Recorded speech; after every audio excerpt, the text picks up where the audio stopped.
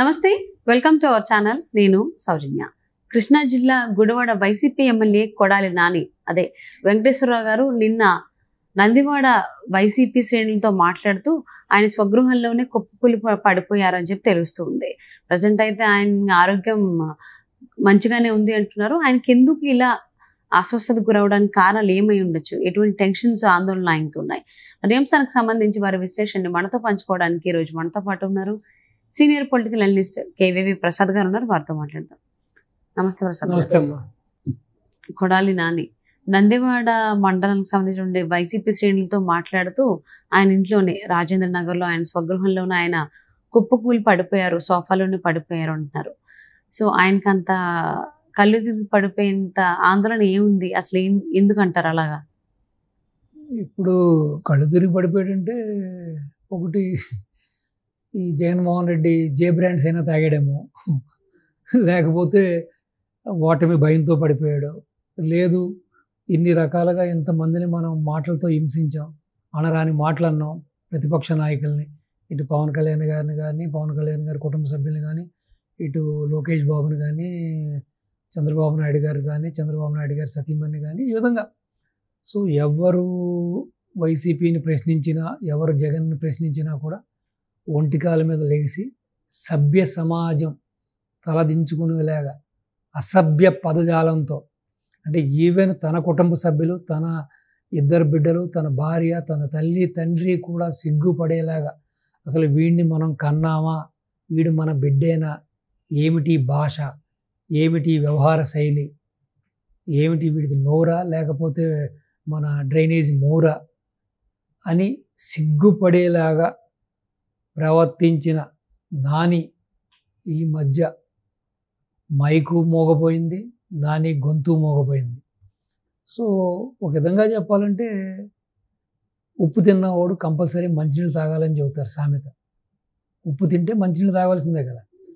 So అదేవిధంగా ఇన్ని తప్పులు చేసి ఇంతమందిని దుర్భాషలాడిన నాని రేపొద్దున్న గవర్నమెంట్ మారబోతుంది, మా గవర్నమెంట్ ఓడిపోతుంది, నేను ఓడిపోతున్నాను, మా వైసీపీ గవర్నమెంట్ అధికారం కోల్పోతుంది, రేపొద్దున నా పరిస్థితి ఏంటి? సో ఆల్రెడీ రెడ్ బుక్ అంటున్నాడు లోకేష్ బాబు. సో రెడ్ బుక్లో నాది కూడా మెయిన్ ప్రైమ్లోనే ఉంటుంది, నా పేరు కూడా.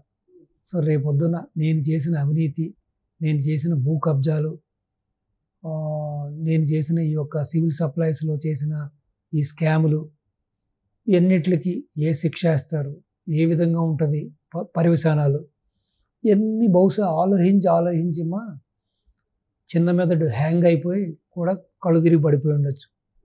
సో రేపొద్దున జరగబోయే పరిణామాల్ని, జరగబోయే తనకి ఎదురయ్యే ఒక సంఘటనల్ని అన్నిటిని తలుచుకుని కూడా ఆ భయంతో కూడా జ్వరం వచ్చి ఫీవర్ ఎక్కువైపోయి కూడా కళ్ళు తిరిగి పడిపోయి ఉండొచ్చు. సో ఏదేమైనా సరే దీన్ని బట్టి అర్థమవుతుంది ఏంటంటే అమ్మ, తప్పు చేయకుండా ఓన్లీ విధి విధానాల మీద మాట్లాడి, ఇప్పుడు ఇవాళ మీరు అధికారంలో ఉన్నారు, రేపొద్దున ఇంకొకళ్ళు అధికారంలోకి వస్తున్నారు. సో ఎవరు అధికారంలో ఉన్నా ఎవరు లేకపోయినా ఆ యొక్క ఎదుటి వ్యక్తి లేకపోతే ఆ యొక్క వ్యవస్థ చేస్తున్న తప్పిదాల గురించి మాట్లాడితే తప్పులేదమ్మా. వ్యక్తుల గురించి, వాళ్ళ యొక్క పర్సనల్ లైఫ్ గురించి, వాళ్ళ వ్యక్తిగత విషయాల గురించి, వాళ్ళ ఇంట్లో ఆడవాళ్ళ గురించి కూడా మాట్లాడితే చివరికి ఇలా భయపడి చివరికి గుండెకి చస్తారు కూడా కొంతమంది. మీరు చూసారు కదా చాలామందిని, కొంతమంది అదే టెన్షన్లో ఉండి, ఇప్పుడు సడన్గా కొంతమంది చూసుంటారు, ఎవరైనా ఒక ప్రాణమిత్రుడు ఏదైనా గౌక్కుని యాక్సిడెంట్ ఇద్దరు వెళ్తున్నప్పుడు చచ్చిపోతే అది చూసి హఠాత్తుగా ఇతనికి కూడా గుండె ఆగిపోద్ది. లేకపోతే ఎంతో ప్రేమగా ప్రేమించిన వాళ్ళ బిడ్డ ఏదైనా చనిపోతే సడన్గా ఆ తండ్రి చనిపోయిన రోజులు ఉన్నాయి, తల్లి చనిపోయిన రోజులు ఉన్నాయి.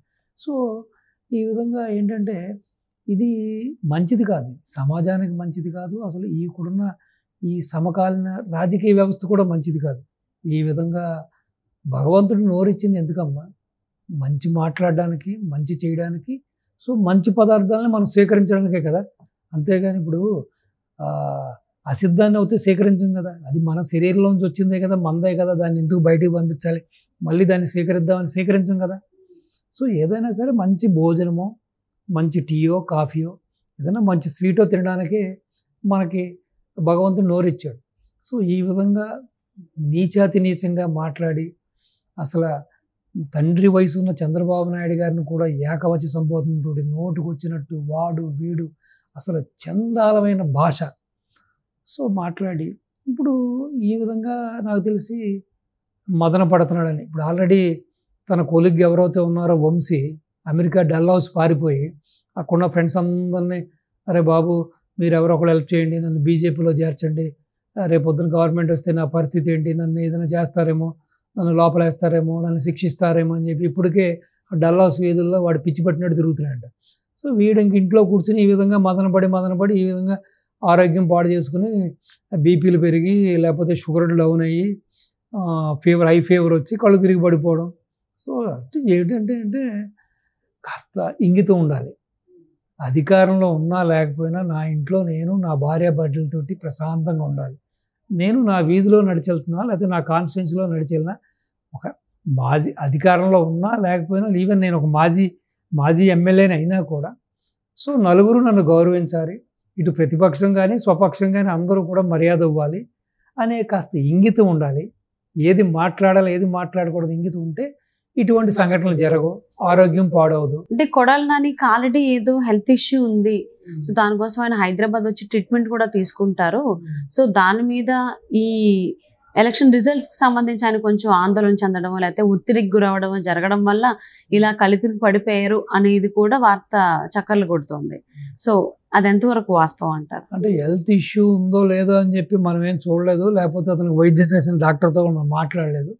కానీ నేనేం చెబుతానంటే అమ్మా, మీరు చూడండి, ఎప్పుడైనా సరే చూడండి, ఒక మంచి సినిమా చూసినప్పుడు మనకి ఎంత మంచి ఫీల్ ఉంటుంది, అలాగే ఒక మంచి గేమ్ చూసినప్పుడు ఎంత ఫీల్ అవుతాం, అలాగే మనం మంచిగా ఒక ఎక్సర్సైజ్ చేసినప్పుడు మనం ఎలా ఫీల్ అవుతాం, మనం అదేవిధంగా ఒక మంచి పుస్తకం చదివినప్పుడు మనకి ఎంత హ్యాపీగా ఉంటుంది. సో ఏదైనా మంచి మాట్లాడాలి, మంచి నోటి నుంచి మంచి మాటలు రావాలి. సో ఈ విధంగా అధికారంలో ఉన్నాం కదండి, కండ కావరం ఎక్కి ఒళ్ళు పొగరతోటి ఆ అక్రమార్జనతో వచ్చిన ఆ మదంతో నోటుకు వచ్చినట్టు మాట్లాడి రేపొద్దున ఎలక్షన్ తేడా కొడుతుంది, ఫలితాలు తేడా కొడుతున్నాయి, మనం అధికారం కోల్పోతున్నాం, మన పార్టీ అధికారం కోల్పోయినప్పుడు డెఫినెట్గా ఆ భయం ఉంటుంది కదా. ఇప్పుడు ఇవాళ నేను ఏదన్నా మిమ్మల్ని హాని చేస్తే మీరు చూస్తూ ఊరుకోరు కదా, మళ్ళీ మీరు అధికారంలో రాగానే మీరు డెఫినెట్గా రివెంజ్ తీసుకుంటారు కదా. సో బహుశా అటువంటి భయంతో వచ్చిన రుగ్మత కూడా అయి ఉండొచ్చు. ఇప్పుడు మీకు సైన్స్లో ఒక మాట చెబుతారు, మనిషి ఎప్పుడు కూడా ఆందోళన ఒక టెన్షన్ పడుతూ ఉంటుంటే కూడా మొత్తం లోపల ఉన్న అవయవాలన్నీ కూడా డ్యామేజ్ అవుతాయంట. సో ఒళ్ళంతా కూడా ఒక విధమైన ఒక విధంగా అయిపోతుంది. సో జ్వరం వచ్చినట్టుగానో లేకపోతే బీపీ పెరిగినట్టుగానో లేకపోతే నిస్సత్తువ, నీరసం, ఆ భయం అనేది మనిషిని సగం చంపేస్తుంది. భయమే మనిషికి సగం శత్రువు లాంటిది. సో కాబట్టి బహుశా ఆ భయంతో వచ్చిన ఏదైనా రుగ్మత ఉండొచ్చు, లేదు నిజంగానే మీరు చెప్పినట్టుగా ఆడేడో గుట్కా నాని అంటారు, ఇవన్నీ రకరకాలుగా చెబుతారు ఇతని గురించి. బహుశా గిట్కాలు తిని మీరు చెప్పినట్టుగానే ఏదైనా కాని రోగం వచ్చిందో, ఏదైనా క్యాన్సర్ వచ్చిందో, లేకపోతే వేరే విధంగా ఇప్పుడు గుట్కాలు తింటే చాలా మంది చాలా రకాలుగా రుగ్మతలకు లోన్ అవుతారు కదా, చాలా ఇష్యూస్ వస్తాయి దానివల్ల. సో కాబట్టి ఎప్పుడు చూసినా ఆయన బొగ్గున అదే ఉంటానే ఉంటుంది, ఎప్పుడు ఆయన నవ్వులుతూనే ఉంటాడు గుట్కా. మరి కొడాలి నానికి అయితే నందివాడ వైసీపీ శ్రేణులతో మాట్లాడుతూ కళ్ళతిరిగి పడిపోతే డాక్టర్లు వచ్చి సపరలు అయితే చేశారు, ఇప్పుడైతే బాగానే ఉన్నారని తెలుస్తుంది. So thank you so much Prasad గారు. నమస్తే అమ్మా.